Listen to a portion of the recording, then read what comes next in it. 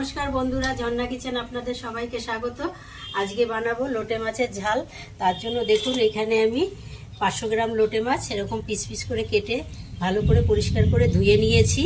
এবার মাছটাতে নুন হলুদ মাখিয়ে নেব। পরিমাণ মতো নুন,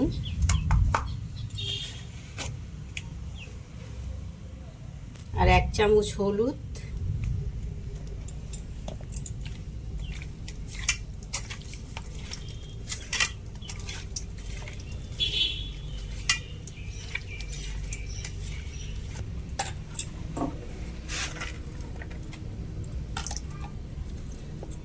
আর আদা একসাথে বেটে নেব।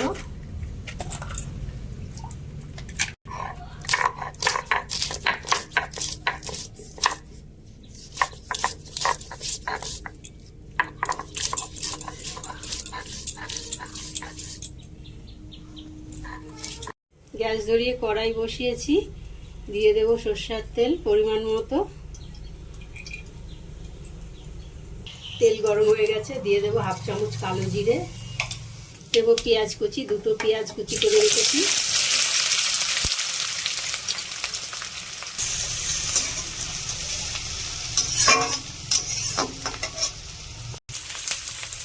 দেব আদা রসুন বাটা,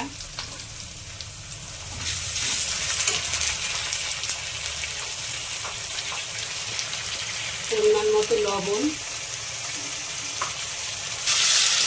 মাত্র লবণ মাখানো মাত্র, সেই কারণে অল্প লবণ দিতে হবে। দেখুন পেঁয়াজটা কালার এসে গেছে, লালচে কালার হয়ে গেছে পেঁয়াজে, আদা রসুনের কাঁচা গন্ধ চলে গেছে। এবারে গুঁড়ো মশলা দিয়ে দেব। 1 চামচ হলুদ, 1 চামচ জিরার গুঁড়ো,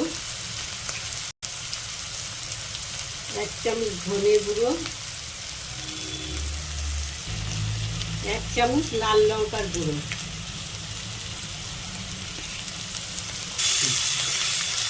এবারে দেবো টমেটো কুচি। দেখুন মশলা কষানো হয়ে গেছে। এবারে শুকনো মাছগুলো একটা একটা করে দিয়ে দেব, যাতে ভেঙে না যায়।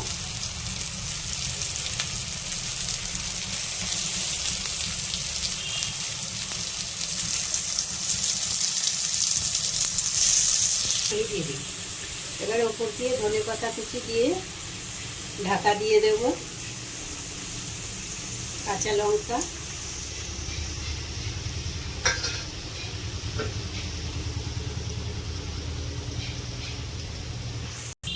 এবারে ঢাকা দিয়ে দেব। এবারে ঢাকনাটা খুলে দেখব লোটে মাছের ঝাল কিরকম হয়েছে। এবার একটু নাড়িয়ে দেব। দেখুন প্রত্যেকটা মাছ গোটা রয়েছে, একটা মাছও ভাঙেনি, কিন্তু আমার লোটে মাছের ঝাল হয়ে গেছে। এবারে সার্ভ করে নেব। গন্ধরাজ লেবুর পাতা দিয়ে দিলাম, তাতে করে লোটে মাছের স্বাদটা খুব ভালো হবে। সার্ভ করে নেব।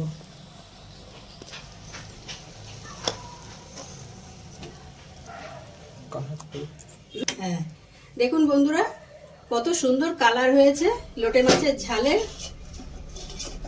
এইভাবে করে আমার টিপসগুলো ফলো করে আপনারাও লোটে মাছের ঝাল বাড়িতে বানাবেন, দেখবেন একটাও লোটে মাছ ভাঙবে না, সব গোটা থাকবে। এখানেও লোটে মাছ তুলে রেখেছি, আপনাদের দাদা ঝাল খায় না, তার জন্য প্রত্যেকটা মাছ গোটা রয়েছে, একটা মাছও ভাঙেনি। আমার ভিডিও, আশা করছি আজকের ভিডিও আপনাদের ভীষণ ভালো লেগেছে। ভালো লাগলে লাইক কমেন্ট শেয়ার, আর আমার চ্যানেল এখনো সাবস্ক্রাইব করা না থাকলে অবশ্যই আমার চ্যানেলটি সাবস্ক্রাইব করে আমার পাশে থাকবেন।